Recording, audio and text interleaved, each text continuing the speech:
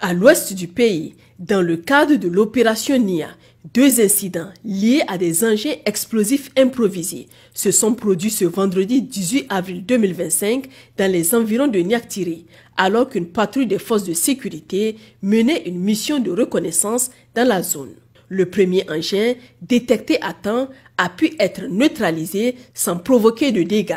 Malheureusement, quelques instants plus tard, une seconde explosion a eu lieu, causant la perte d'un de nos vaillants soldats. En cette douloureuse circonstance, les autorités adressent leurs condoléances les plus sincères à la famille du défunt, durement éprouvée par cette tragédie. Elles rendent également un hommage appuyé au courage, à l'abnégation et à la détermination de l'ensemble des forces engagées sur les différents théâtres d'opération. Par leur engagement sans faille, ces hommes et femmes contribuent chaque jour à la défense de notre territoire, à la protection de nos populations et à la préservation de la paix et de la sécurité dans notre chère patrie, le Niger. Sur la rive gauche du fleuve, dans le cadre de l'opération Al-Mahou, les forces de sécurité poursuivent avec efficacité leurs actions de stabilisation dans la zone.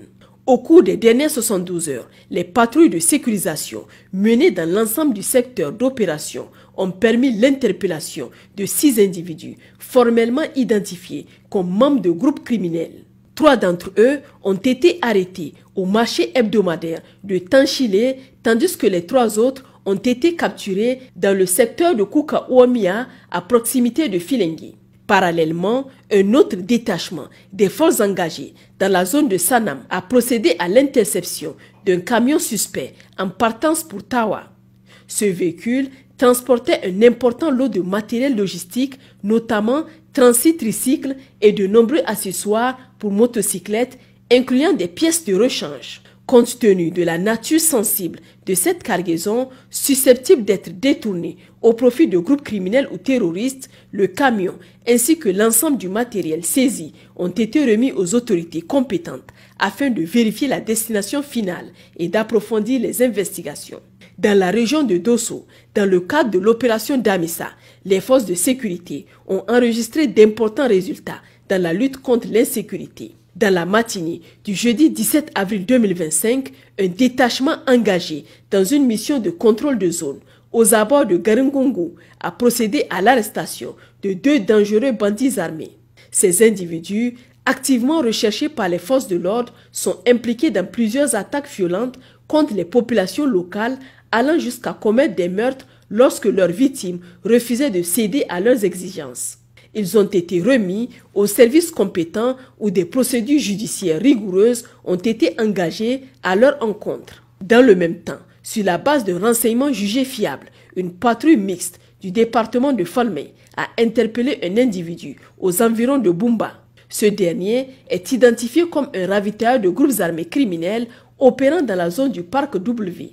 Il a été immédiatement remis aux autorités compétentes pour les besoins de l'enquête et la suite de la procédure judiciaire. Dans le cadre de l'opération Yerda, les forces de sécurité poursuivent leurs efforts pour démanteler les réseaux criminels opérant dans la zone frontalière. Le vendredi 18 avril 2025, en début de soirée, un détachement en poste à Doumbara est intervenu avec promptitude suite à un renseignement fiable signalant la présence de 3 individus activement recherchés dans la localité d'Inkurusa. Parmi les personnes appréhendées figure un chef de bande tristement célèbre pour avoir orchestré plusieurs exactions dans la région. Les suspects ont été arrêtés sans résistance, puis remis à la cellule antiterroriste pour les besoins de l'enquête et les suites judiciaires appropriées. Peu avant cette opération, une autre intervention a été menée dans le secteur de Dumogada. Elle a permis l'interpellation d'un individu identifié comme un important complice au service de groupes armés actifs dans la zone frontalière. Chargé de surveiller les mouvements des forces de défense et de sécurité et de coordonner les actions violentes de ses commanditaires, ce dernier jouait un rôle clé dans la chaîne logistique et opérationnelle de ces groupes.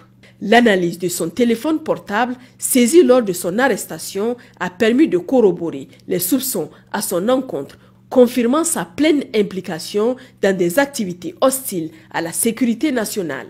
Chers concitoyens, nous vous exhortons à continuer le soutien à nos vaillantes forces de défense et de sécurité en maintenant et renforçant votre mobilisation pour vaincre les ennemis de l'intérieur comme de l'extérieur. À cet effet, nos lignes vertes restent disponibles 24 heures sur 24. Pour les forces armées nigériennes, le 40-40. Pour la gendarmerie nationale, le 40-00. Pour la garde nationale du Niger, le 280. Pour la police nationale, le 83-83. Vive le Niger, libre et souverain. Vive les forces de défense et de sécurité. Vive les citoyens résilients et engagés.